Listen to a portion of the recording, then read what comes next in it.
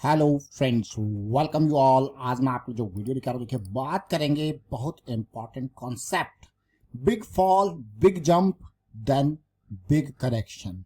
लेकिन उसके आगे क्या?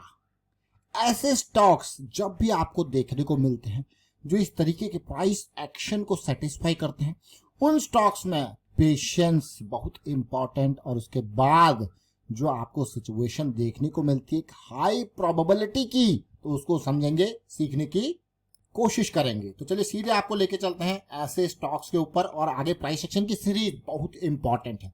काफी डिटेल में, काफी अच्छे से आपको ये चीजें एक्सप्लेन कर रखी हैं। और ये जो हम बिग जंप, बिग फॉल के बाद बिग जंप की जो हम बात कर रहे हैं, ये रेगुलर वीडियोस में हमने कई बार अनेकों एग्जाम्पल लेके आपके सामने ये वीडियोस रखी हैं। आप इनको देखें, समझें, सीखें और प्रैक्टिस जरूर करें। आज जिक्र करेंगे हम एक एग्जाम्पल के साथ, सैम के आरजी पिस्टन एंड रिंग्स। जबरदस्त उछाल, ऐसा उछाल आप खुद देखिए। अपर सर्किट, अब आप कहोगे यार ये एक ऐसा स्टॉक जिसका मार्केट कैपिटलाइजेशन इतना छोटा है, उसमें भी क्या ये कॉन्सेप्ट जो है फिट होता है? तो चलिए देखते हैं, समझने, सीखने की कोशिश करते हैं प्राइस एक्शन के माध्यम से, सैम के आरजी पिस्टन के माध्यम से। तो ये जो कॉन्सेप्ट है वो आपको, ये मैं मंथली टाइम फ्रेम, बड़े टाइम फ्रेम के ऊपर अक्सर हम रखते हैं इसको, और हम नोटिस करते हैं कि यार एक सबसे पहले जो हमारा जो फॉल था, क्या वो एक बड़ा फॉल था? आप खुद देख सकते हो 2018 से 20 का एक बड़ा फॉल एक स्मॉल कैप और मिड कैप में देखने को मिला। बड़े फॉल के बाद हमें मिलता है एक बड़ी जंप। जो बड़ा जंप मतलब बहुत ही बेहतरीन क्वालिटी का जंप सेटिस्फाई करता है चीजों को, और फिर उसके बाद हमें करेक्शन दिखता है। करेक्शन जो होता है, बड़ा करेक्शन, इसको हम कहते हैं टाइम वाइज बड़ा करेक्शन। अगर आप देखो ये जंप और इस करेक्शन का टाइम जो है वो बहुत ही हेल्दी टाइम है in comparison to this jump. इसका टाइम आप देखिए, तो टाइम वाइज ये, अब आप कॉन्सेप्ट को फिर से रिपीट करते हैं। सबसे पहले हमारे पास क्या है? बिग फॉल, ठीक है। स्टेप नंबर 2 क्या है? बिग रैली और big jump. Step number 3 big correction. Context क्या है? टाइम के हिसाब से अच्छा खासा करेक्शन। तो ऐसे स्टॉक्स अक्सर जब चर्चा में आते हैं तो इन जोन से चर्चा में आ जाते हैं। इस स्टॉक्स का जब चर्चा में जैसी मोमेंटम आता है तो डीप स्टॉप लॉस हमारे पास होता है। अब आप कहोगे यार ये भाग गया, मैं कहूंगा ये भागा नहीं, ये 6 महीने, अभी किसी व्यूअर का कमेंट आया था, क्योंकि इसकी चर्चा हम सैम के आरजी पिस्टन की अभी से नहीं, कुछ टाइम पहले से कर रहे हैं। वही concept, big fall, big jump, big correction, then आगे क्या? ये सैम के आरजी पिस्टन अप्रैल 17 को हम चर्चा कर रहे थे जब 170 का प्राइस था। जनवरी में भी चर्चा करी थी जब 170 का प्राइस था, लेकिन भागा नहीं था। बट जो पेशेंस देखिए, अप्रैल, मई, जून, ये 3 महीने का पेशेंस, और अब जो है आपको नतीजा दिखा है। और जैसी नतीजा दिखता है, मैं आपको बार बार कहता हूं ना कि जब आपका पोजीशन का साइज कंट्रोल में होता है तो डर ये नहीं है कि आपने यहां पे प्रॉफिट बुक कर लिया, डर ये है या लॉस बुक कर लिया। डर ये होता है कि आप जैसे ही मोमेंटम आता है वैसे ही निकल जाते हो, और ये डर बनता है पोजीशन के साइज की वजह से।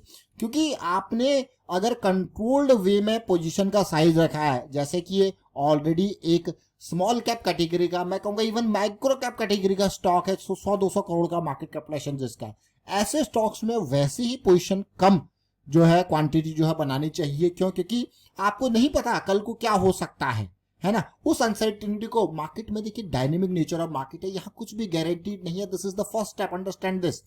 नाउ रिस्क मैनेजमेंट के बारे में बात करते हैं, इसलिए मैं आपको कहता हूं कि हमेशा अपनी कैपिटल को, अगर एक कैपिटल आपकी, जैसे मैंने आपको कहा आपकी 10 लाख की कैपिटल है, बांट दो उसको 50 टुकड़ों में, बांट दो उसको 100 टुकड़ों में। सबसे पहला तो रिस्क मैनेजमेंट आपने यही कर लिया, आपने उसको बांट दिया। ये डाइवर्सिफिकेशन जो आपने किया बांट के टुकड़ों में, वो एक फर्स्ट लेवल ऑफ डाइवर्सिफिकेशन हो गया। अब कोई स्टॉक अगर ही बिल्कुल आसमान से जमीन पे क्यों ना आ जाए, आसमान से जमीन पे क्यों ना चला जाए, तो आपको पता है आपका कितना परसेंटेज कैपिटल जाएगा अगर वो स्टॉक बिल्कुल जीरो क्यों ना हो जाए।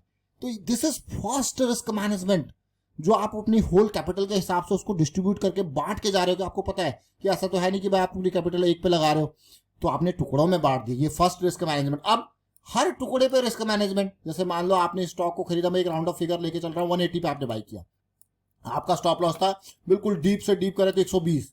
आपको पता है भाई 60 पॉइंट का रिस्क है, तो अगर मैं इसको जो है मैनेज कर रहा हूं तो मेरा पोजीशन साइज कितना बैठेगा उस रिस्क के बेसिस पे। Now this is the second level of risk management. हमेशा रिस्क मैनेजमेंट जब आप पार्ट करते हो तो ये चीजें जरूर यूज करना है। अब ये चीजें जैसी अभी देखिए, अभी अगर आप देखोगे तो पिछले महीने थोड़ा सा शुरू हुआ था और इस महीने हल्का सा ऊपर गया, तो होगा क्या, अगर पोजीशन साइज कंट्रोल में नहीं होगा ना तो लॉस बुक करने की जल्दी नहीं होगी, लेकिन प्रॉफिट बुक करने की बहुत जल्दबाजी हो जाती है। तो इसीलिए हमेशा पेशेंस को ध्यान में रखना है और अपने टारगेट को समझना, अपने गोल को समझना। एक का क्वेश्चन आया था इसमें क्या करें भाई, अभी तो इतना पेशेंस 6 महीने के 4 महीने के पेशेंस के साथ ये अपने जोन की तरफ जा रहा है, तो जोन कहाँ है, देख रहे हो जोन को। अब आपको अगर जोन कहाँ है, ये देखिए नंबर, ये जोन आपको देखने को मिल रहा होगा, जोन कहाँ है, तो क्लियरली ये जोन को समझना इंपॉर्टेंट है और उससे आप रिलेट कर पाओगे कि जोन कहाँ है। जोन कहाँ है, सबसे पहला जोन तो सिंपल जोन तो यही बैठा हुआ है 250 पे, दूसरा जोन बैठा हुआ है 350 से 380 के बीच। तो जोन जब जाएगा यहाँ पे आपको अगर हल्का फुल्का कंसोलिडेशन देखने को मिल जाए तो और बढ़िया। जो हम देखते हैं ना M60 करेक्शन, तो जब सीधे स्टार्ट यहाँ होती है तो फिर M60 करेक्शन हमको यहाँ पे देखने को मिलती है, देखिए ये वाली सिचुएशन। तो ये समझना जरूर है कि हम किस बेस पे जा रहे हैं। दूसरा ये देखिए 200 SMA जैसे स्टार्ट होता है, जब हम जनवरी में चर्चा कर रहे थे तो ये सिचुएशन चल रही थी, फिर एक बड़ी करेक्शन आई, फिर अभी हम जब इसकी अप्रैल में चर्चा कर रहे थे तो ये सिचुएशन थी, यहीं पे तो था अप्रैल में। अगर आपने वीडियो नहीं देखा तो देखिए अप्रैल का टाइम फ्रेम में, आप इस वीडियो को जरूर देखें। यहाँ पे हमने Panasonic carbon, Sam KRG piston, इनकी काफी डिटेल में चर्चा करी थी, डिस्क्रिप्शन में आपको लिंक मिलेगा।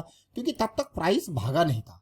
प्राइस कब भागा, अभी पिछले 1-2 हफ्तों के अंदर यहाँ पे कंसोलिडेट करके अब स्टार्ट हुआ है, और मैं कहूँगा अभी पहला ही दिन यहाँ पे प्राइस का इस कंसोलिडेशन से ऊपर जाने का है कि नहीं है। तो ये सर समझना जरूर है कि भाई गोल क्या है। अगर गोल का पता नहीं होता है तो हम खुद ही गोल कर बैठते हैं, समझ रहे हो। क्योंकि गोल का अगर पता नहीं भाई किस हिसाब से क्यों एंट्री ले रहे हैं, ये क्वेश्चन अपने आप से हमेशा पूछिए कि मैं क्यों एंट्री ले रहा हूँ। अगर एंट्री ले रहा हूँ तो मेरा रिस्क कितना है, अगर एंट्री ले रहा हूँ क्या वो रिस्क जो है वो मेरी फेवरेबल है कि नहीं है, मेरे लिए अफोर्डेबल है कि नहीं है। अगर है तो ही आगे बढ़ना है, नहीं तो क्या इग्नोर। बिल्कुल ये बहुत इंपॉर्टेंट बात है कि कितना रिस्क अफोर्डेबल है उसी के बेसिस पे जाना है। If risk is not affordable, आपको देखिए यहाँ पे मैं बार बार कहता हूँ टिप्स या रिकमेंडेशन से दूर रहना है, लर्निंग के ऊपर फोकस करना है। अगर आप लर्निंग के ऊपर फोकस करोगे तो हमेशा रिस्क मैनेजमेंट को प्रायोरिटी दोगे, लर्निंग को प्रायोरिटी दोगे। जब लर्निंग को प्रायोरिटी दोगे तो हमेशा आप अपनी डिसीजन मेकिंग में इंप्रूवमेंट लाओगे। क्योंकि जब आप लर्निंग को प्रायोरिटी देते हो, टिप्स या रिकमेंडेशन से दूर रहते हो, तो होता क्या है, आप सेल्फ रेस्पॉन्सिबिलिटी लेते हो, टेक सेल्फ रेस्पॉन्सिबिलिटी। और जब सेल्फ रेस्पॉन्सिबिलिटी होती है तो क्या होता है, उसमें रेट्रोस्पेक्शन होता है। अब क्या है रेट्रोस्पेक्शन, देखिए हम बार बार आपको रिस्क मैनेजमेंट की चीजें, मिटिगेशन, कंटिजेंसी की बात करते हैं, रेट्रोस्पेक्शन की बात करते हैं। रेट्रोस्पेक्शन मतलब जब चीजें अगेंस्ट हुई तो व्हाट वेंट रॉन्ग, जब चीजें अच्छी हुई तो व्हाट वेंट वेल। ओवरऑल मान लो आपने एक पर्टिकुलर ईयर में 100 छोटी छोटी इन्वेस्टमेंट्स करी, 100 छोटे छोटे ट्रेड्स लिए मंथली, वीकली, डेली के बेसिस पे। Now at the end of year, at the end of month आप क्या करोगे, एनालाइज करोगे कि आपने क्या गलत किया, आपसे क्या गलत हुआ, आपसे क्या अच्छा हुआ है, सो दैट गलती को आप नेक्स्ट टाइम इंप्रूव कर पाओ, अच्छी चीजों को आप आगे बढ़ा पाओ। तो ये रेट्रोस्पेक्शन है। अब टिप्स या रिकमेंडेशन में क्या आप रेट्रोस्पेक्शन करोगे, नहीं, you will just do the blame game. So हमेशा इस टिप्स या रिकमेंडेशन से दूर रह के, ब्लेम गेम से दूर रह के रेट्रोस्पेक्शन की तरफ आना है, लर्निंग के ऊपर फोकस करना है, रिस्क मैनेजमेंट के ऊपर फोकस करना है। तो हमेशा अब सैम KRG पिस्टन को देखिए। तो इसीलिए मैं आपको बार बार कहता हूं कि लर्निंग जहां मिल जाए वहां आंखें बंद करके आगे जाना है। और ये बहुत कम लोग हैं जो लर्निंग की तरफ जाते हैं। अगर लर्निंग की तरफ आगे जाने वाले लोग होते तो इन वीडियोज के, इन लर्निंग वाले वीडियोज के व्यूवर्स आपको बहुत देखने को मिलेंगे। लेकिन जहां पे टिप्स या रिकमेंडेशन की तरफ जाएंगे लोग, लाखों रुपए के कोर्सेज में देखिए, लाखों रुपए की टिप्स रिकमेंडेशन की सर्विसेज के ऊपर आंख बंद करके पैसा लुटा देंगे, ये समझना जरूर। लेकिन सीखने, अब देखिए सीखोगे तो आपके काम है, लॉन्ग टर्म पर्सपेक्टिव से वही काम आने वाला है, सीखी हुई चीज। वाइंड अप करता हूँ, वीडियो को आप शेयर कीजिए, लाइक कीजिए, प्राइस सेक्शन सीखते रहिए, प्रैक्टिस करते रहिए। प्रैक्टिस बहुत इंपॉर्टेंट है, प्रैक्टिस से दिमाग में चीजें सेट होंगी। Thank you for watching the video.